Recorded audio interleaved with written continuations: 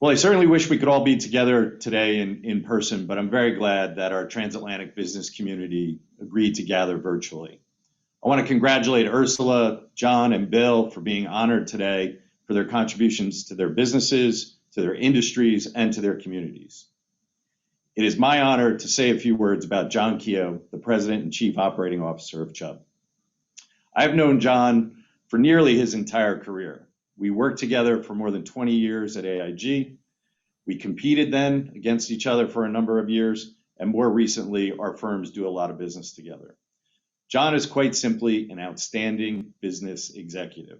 He is not only focused on continuing to build a very successful business, but he is fiercely committed to the clients that we serve.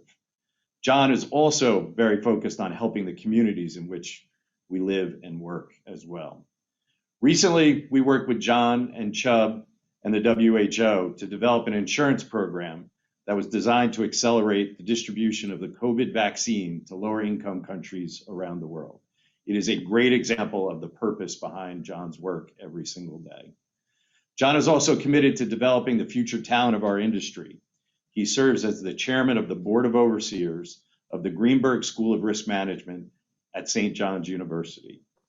I am proud to call John a colleague, a partner, and most importantly, a friend. It is my honor to present the U.S. Transatlantic Business Award to John Keogh, the President and Chief Operating Officer of Chubb. Please join me in congratulating John.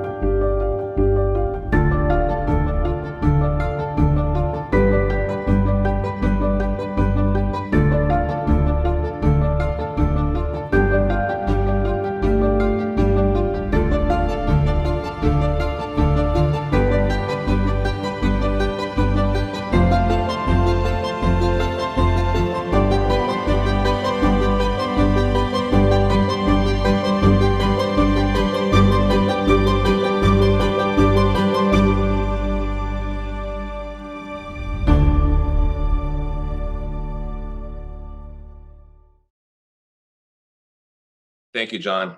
That was a kind introduction, especially meaningful coming from you.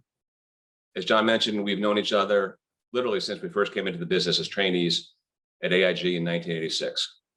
So again, very meaningful coming from you, John. Thank you. Chubb has a long corporate history both in the United States and in the United Kingdom. Our presence in America dates back to the earliest days of our nation. In fact, in the 1790s, one of our core and acquired companies, the Insurance Company of North America, ensured transatlantic shipping between Great Britain and its former colonies. Our founder, Thomas Caldecott Chubb, was born in London in 1837. And today, the UK is Chubb's second largest market by revenue after the US. And the City of London, even post-Brexit, remains a major global insurance market. Brexit, as you know, created both challenges and opportunities for the financial sectors broadly and insurers specifically.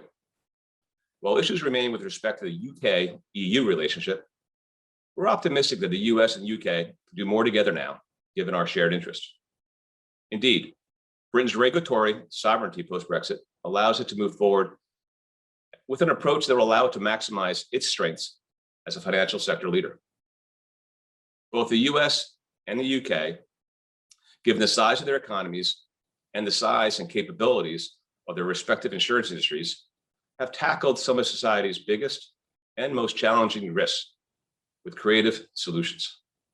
Now, whether it's the catastrophic nature of terrorism risk or the perennial perils associated with mass flooding, our two nations have combined the insurance industry's risk-taking expertise with the government's balance sheet as a financial backstop to provide more certain, efficient, and fairer ways to provide financial relief and support to both individuals and businesses.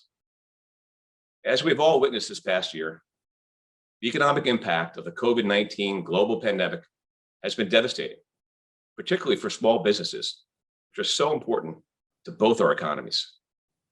Yet the overall financial impact dwarfs the wherewithal of the insurance industry, and once again, a public-private partnership with the right balance between industry and government is the answer so that we're better prepared for the next pandemic.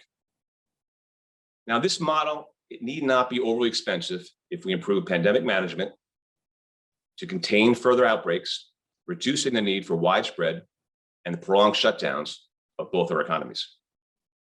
If governments don't work with insurers, the next pandemic will remain uninsurable for business interruption coverage. However, more optimistically, if a new public-private partnership can be formed in combination with other pandemic measures, we can greatly limit both the damage and the costs of a future crisis. On behalf of my company and our 31,000 employees around the world, to whom truly this Transatlantic Award belongs, I want to thank British American Business for this recognition. Thank you very much.